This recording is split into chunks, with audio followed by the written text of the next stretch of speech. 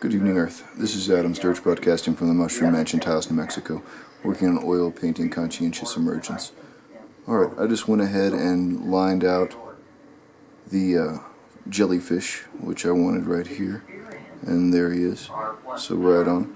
But now I'm going to take some Prussian blue and give him just a little bit of form. This probably won't take very long, just a tiny amount of Prussian blue, and I just kind of want to light him up blue a bit. Put it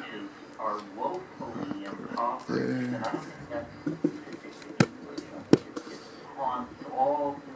Like that.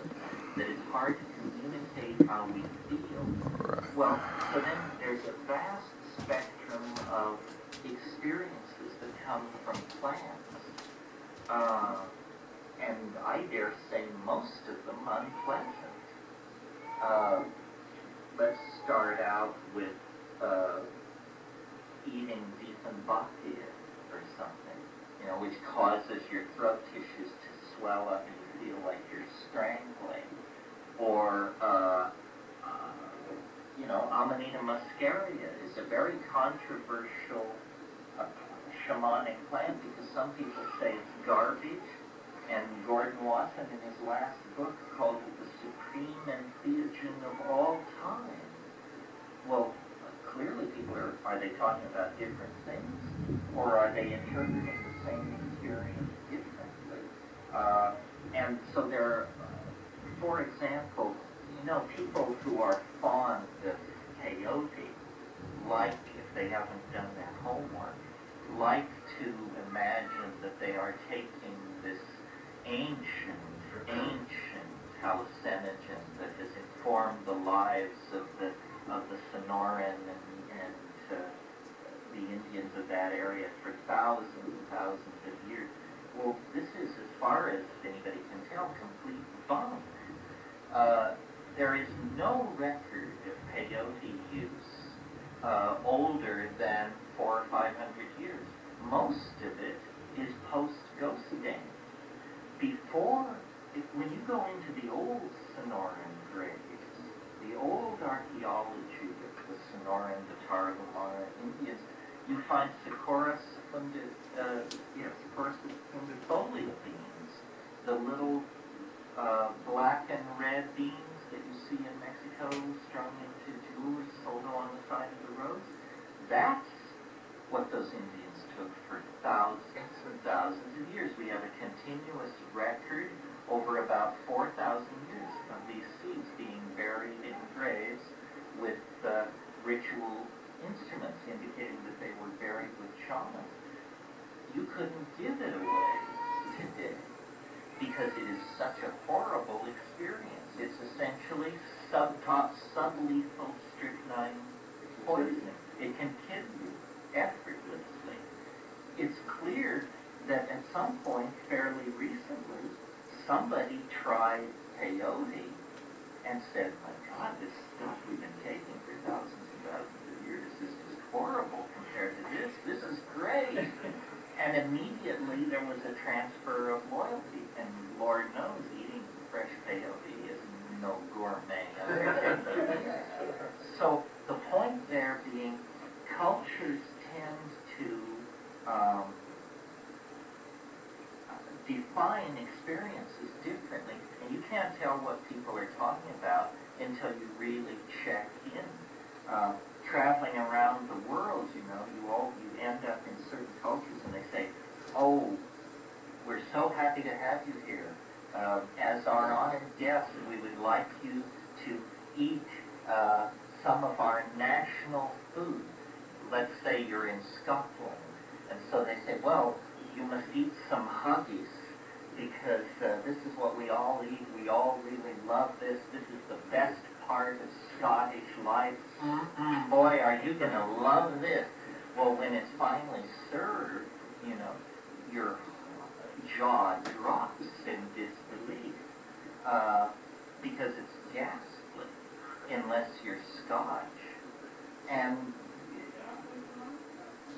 well, but if you're Scotch, you dare not say so, you see, because a cultural myth has been built up around, I mean, do Italians knock red wine? Do the French denounce truffles? Certainly not. True. Pâté de foie gras is always my example. So what you have to realize is that these things are culturally defined, and often what works for the Yanomamo or the Muinani or the Witoto won't work for you. Datura is a good example. Datura is a shamanic plant used by many people throughout the world.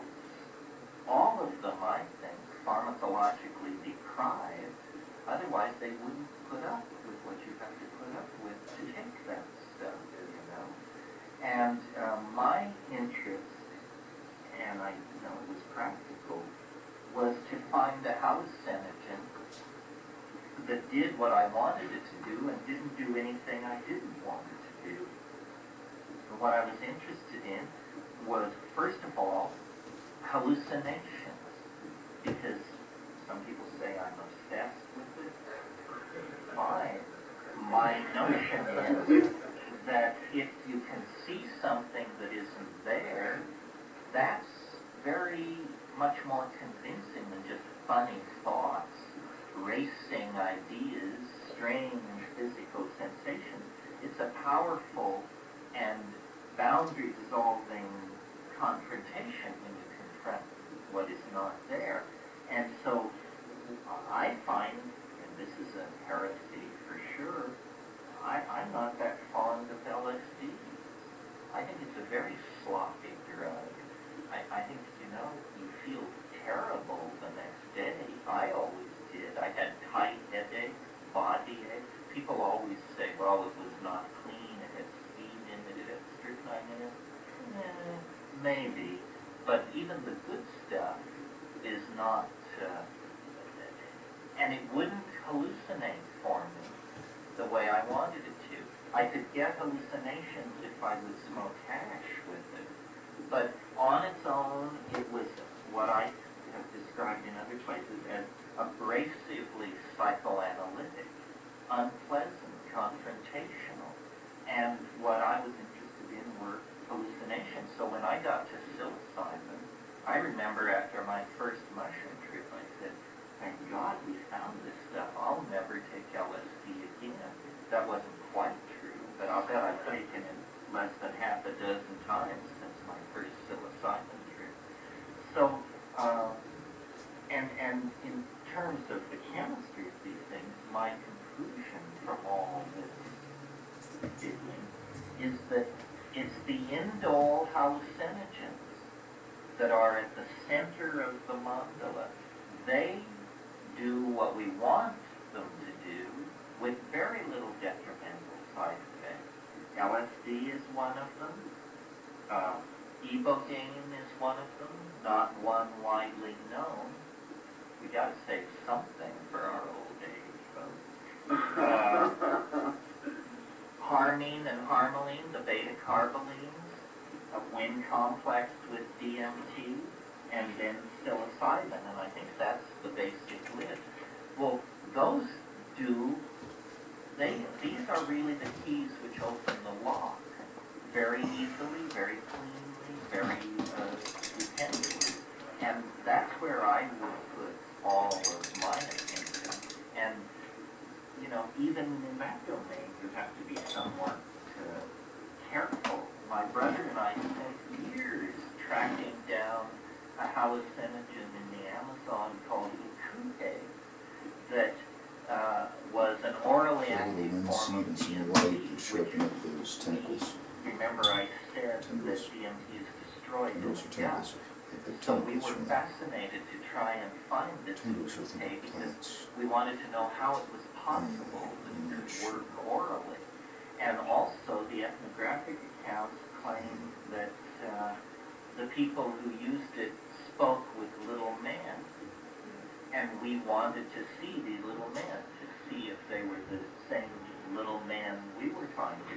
Well, we had 3 expeditions to the Amazon before we finally closed in on this stuff.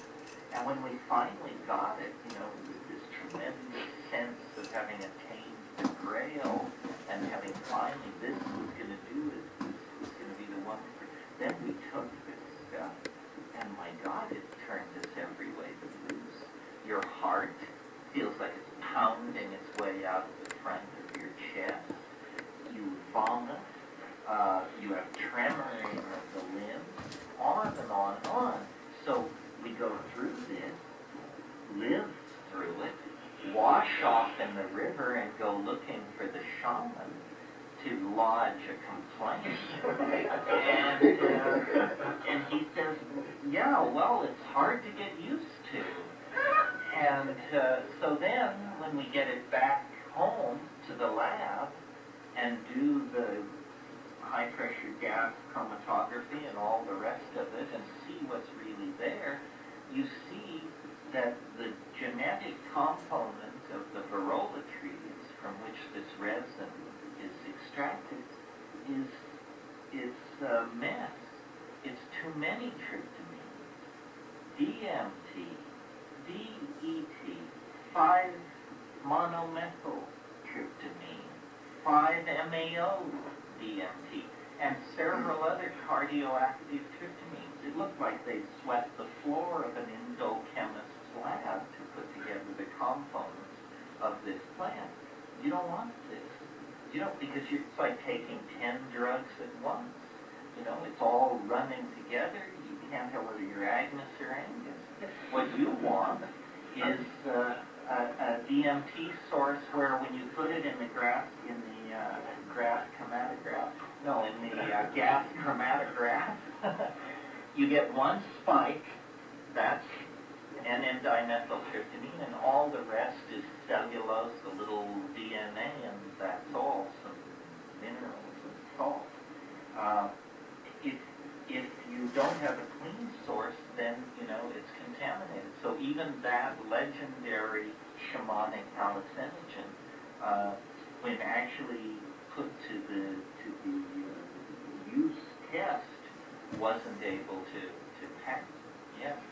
Yes, going back to the DMT and mushroom psilocybin, you were talking about taking psilocybin and then doing breath control is indistinguishable from a DMT trip. If you do it correctly, you can coax it.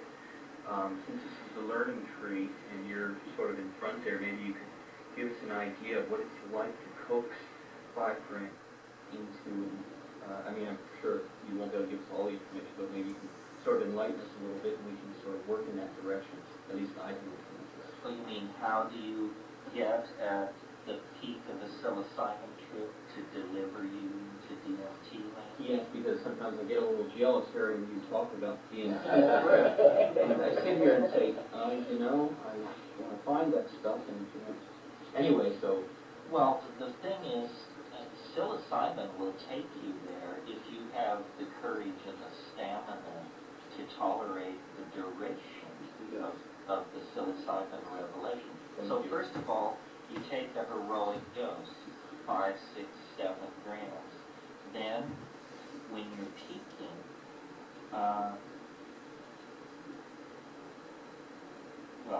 you smoke cannabis. Then, you sit in silent darkness, alone, because I think the presence of other people always pins you to the surface with this stuff. You don't need somebody else. And no matter if they're talking or not, they can just be in the room just, and you're aware of it. Sitting there, then this is a different thing. Yeah. Breathing, exhaling, breathing, exhaling, and then you form an intention for it to approach you. I mean, you say, I can feel it. I mean, it's almost it's a neighborhood. It's a pharmacological neighborhood. And you know how you may go to Little Italy, but there are no Italians on the street. But if you start, you have to somehow shake them out of the nest. And you simply ask for them to appear. I always hark back to that episode of I Love Lucy, where she and Ethel are discussing how to contact the space people, and Lucy tells Ethel, she says, well, I just say, come in, little green men. Alright, well that gets them roughed in anyway. Still some detailing to do and a little more highlighting and adjusting, but for the moment I'm pretty content with that. So that's jellyfish placement on oil painting Conscientious Emergence. Thanks for watching, Earth. Have a good night. That's Adam Sturch broadcasting from the Mushroom Mansion, Taos, New Mexico.